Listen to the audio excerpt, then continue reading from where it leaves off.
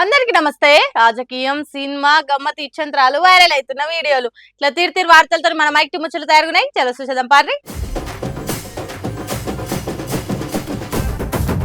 సర్వేలను కింద మీద వేసిన కాంగ్రెస్ పార్టీ, పోరాడి ఓడిపోయిన కారు పార్టీ. వాచ్మెన్ చేసిండు బేకార్ పని, కలెక్టర్ చెప్పిండు ఇంట్లో కూసోమని. ఓడిపోలేదట బీఆర్ఎస్ పార్టీ, కేటీఆర్ పూసగుచ్చి చెప్పిండు ప్రతి ఒక్కటి. సినిమా హాల్లో చిత్తు కాగితాలు ఎగజల్లినట్టే ఖడక్ ఖడక్ కరుకు నోట్లను తిరిగి సురుతున్నారో చూడుండ్రి. డించాక్ డించాక్ డీజే మ్యూజిక్ పెట్టుకొని ఎగురుకుంటా దుంకుకుంటా పైసల మడతలు చేతుల పట్టుకొని ఎగజిమ్ముతున్నారు. ఇది పెండ్లి బారాతా లేకుంటే క్లబ్బులల్లా డబ్బులు ఎగరేసే ఐటమ్ డాన్స్ అన్నట్టు చేస్తున్నారు. అంతగానం పైసలు ఎక్కువైతే బతకలేని వాళ్ళకు బాధలలో ఉన్న వాళ్ళకి ఇస్తే 4 రోజులు దాల్చుకుంటారు. కానీ లేవలో కళ్ళు నెత్తికెక్కినట్టు కరెన్సీ నోట్లు ఎగచల్లుతున్నారు. ఇక కాసులంటే కాయసు లేని వాళ్ళు ఎవరుంటారు చెప్పండి. అందుకే రోడ్డు మీద పడుతున్న పైసలు ఏరుకునే దానికి జగం ఎగబడ్డారట.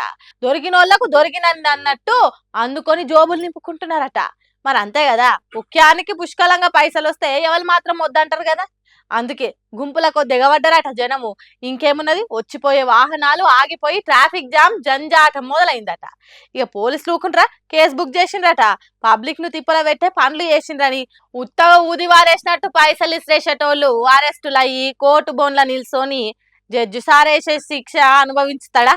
నాడుమిట్లనే లాంఛాలు ఇచ్చి తప్పించుకుంటాడు. కానీ ఈ వీడియో చూసిన సోషల్ మీడియా పబ్లిక్ మాత్రం పొట్టు పొట్టు తిడుతున్నారు. దేశ కరెన్సీ కాస్ట్లను అవమానం చేస్తున్నారు. వీళ్ళకు దేశం మీద గౌరవం లేదు, బీద సాధల మీద జాలికరణ లేదు, ఇసొంటోళ్ళు దేశానికి బరువు అన్నట్టు కామెంట్లు పెడుతున్నారు.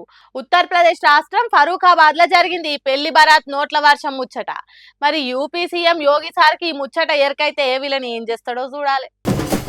మత్తు మనిషిని బేకార్గాన్ని చేస్తుంది, మందు లోకాన్ని మరిపిస్తుంది అనే ముచ్చట తెలియదో తెలిసినా ఏం కాదనుకున్నాడో ఏమో గాని కుత్కెల దాకా తాగి కూలబట్టాడు. సారా మత్తుల స్వర్గంలా విహరిస్తున్నాడు కావచ్చు గాని ఇక్కడ మాత్రం అన్నం గంజుల కాలు పెట్టి కదిలిస్తున్నాడు. నీ తాగుబోతు ముఖంలా కట్టే తినే అన్నాన్ని కండ్లకు అద్దుకునేది పోయి అండ్లనే కాలేసి కదిలిస్తున్నావేంద్రా అని చెప్పేటట్టు కూడా లేదు. ఒకవేళ చెప్పినా మనిషిని ఎత్తికెక్కది. అయ్యవారు మెదక్ జిల్లా సంగారెడ్డి మండలం ఇస్మాయిల్ ఖాన్ పేట అనే ఊర్లున్న సర్కార్ పాలిటెక్నిక్ కాలేజీలో వాచ్మెన్ గా కొలువెల పెడుతున్నాడట.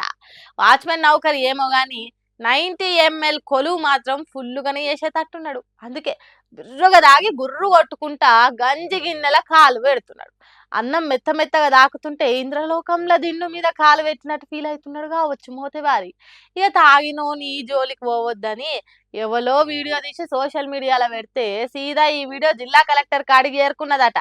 ఇంకేమున్నది, అయ్యా వాచ్మెన్ నువ్వు ఎంతైనా తావు కానీ కాలేజీలో కాదు, ఇంటికి పోయి తాగు బాబని కొలువు నుంచి తీసి పారేసిండ్రట. పాపం ఎంత పనాయే, కొలువు వాయే, ఇంటికాడ ఇజ్జత్ వాయే. మరి ఎందుకు వచ్చిన దిమాక్ లేని పని చెప్పుండ్రి. బయట చేసేదానికి నౌకర్లు లేక లక్షల మంది దానిలాడుతున్నారు. కొలువులు ఉన్నోళ్ళేమో గిట్ల బద్మాష్ పనులు చేస్తున్నారు.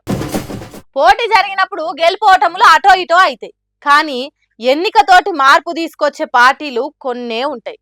అందులో బీఆర్ఎస్ పార్టీ చాలా మార్పు తీసుకొచ్చిందట జూబ్లీహిల్స్ ఎన్నికలతోటి.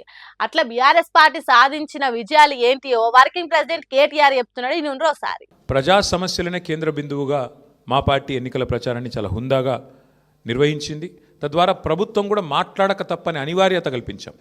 చివరికి 2 ఏళ్లలో ఒక్కసారి కూడా మరి సమీక్ష చేయని ముఖ్యమంత్రి గారు ఆఖరి ఎలక్షన్ ముందు రోజు 6 గ్యారంటీల మీద సమీక్ష చేయక తప్పని పరిస్థితి కూడా వచ్చింది అంటే ముమ్మాటికి అది బీఆర్ఎస్ విజయమే. అట్లాగే 2 ఏళ్లుగా మైనారిటీకి మంత్రివర్గంలో స్థానం లేదు.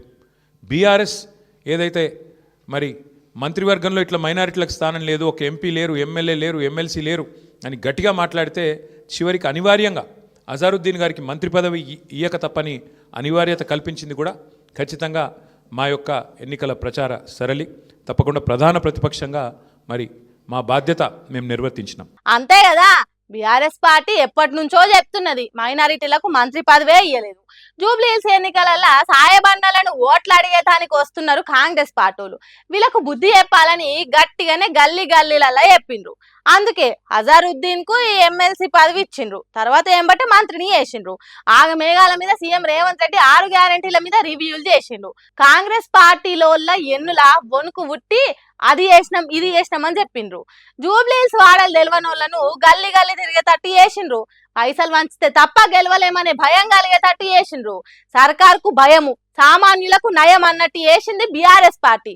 అందుకే అంటున్నాడు కేటీఆర్, బీఆర్ఎస్ పార్టీ అధికారంలో ఉన్నా ప్రతిపక్షంలో ఉన్నా ఎన్నికలలో పోటీ చేసిన ఆఖరికి ఓడిపోయినా జనానికి మేలు చేసే పనులే చేస్తుంది, అందుకోసం గట్టిగా నిలబడుతుంది అన్నట్టు చెప్తున్నాడు.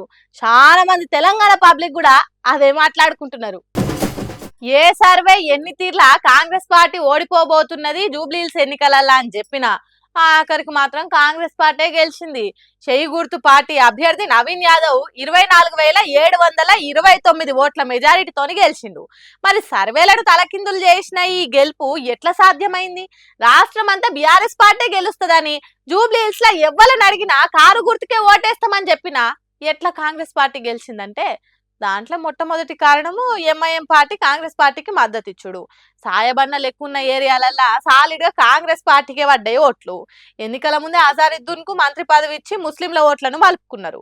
ఇక రెండోది నవీన్ యాదవ్ కు కాంగ్రెస్ పార్టీ టికెట్ ఇచ్చుడు. ఇంతకు ముందు ఎన్నికలలో నవీన్ యాదవ్ వరుసగా ఓడిపోయి ఉన్నాడు. ఆ సానుభూతి కింద మాగంటి సునీతమ్మ సానుభూతి పనిచేయలేదు. అంతేకాదు నవీన్ యాదవ్ కు దోస్తులు, చుట్టాలు, పక్కాలు, సర్కిలు, గిరికిలు బాగానే ఉన్నది జూబ్లీహిల్స్ లా. ఇక మూడోది కాంగ్రెస్ పార్టీ అధికారంలో ఉన్న పార్టీ. రాజు చేయదలుచుకుంటే రాంగ్ రూట్లకు కొదువుంటదా అన్నట్టు ఎన్ని తీర్ల అధికారాన్ని ఉపయోగించుకోవాలనో అన్ని తీర్ల వాడుకున్నారు. ఎలక్షన్ ఏ తీరుగా జరిగిందో తెలంగాణ పబ్లిక్ మొత్తం చూసిండ్రు. అందుకే ఏం తక్కువ 25,000 మెజారిటీతో గెలిచిండు నవీన్ యాదవ్. అట్లానే బీఆర్ఎస్ పార్టీ షిత్తు ఏం ఓడిపోలేదు. కాంగ్రెస్ పార్టీ కాళ్ళ కింద వణుకు ఉట్టేటట్టు చేసింది. ఏది ఎట్లయినా కాంగ్రెస్ పార్టీ గెలిచింది. ఉప ఎన్నికలు ఏవైనా అధికార పార్టీ గెలిచుడు కామన్ అనేది మళ్ళీ ఒకసారి తెలిసింది. సుశిరానులా నేను వాటికేసిన ముచ్చట్లు ఎట్లునే ఇంక ముచ్చట్లతోటి మళ్ళీ కలుద్దాం. అప్పటిదాకా చూస్తాను మైక్ టీవీ ముచ్చట్లు.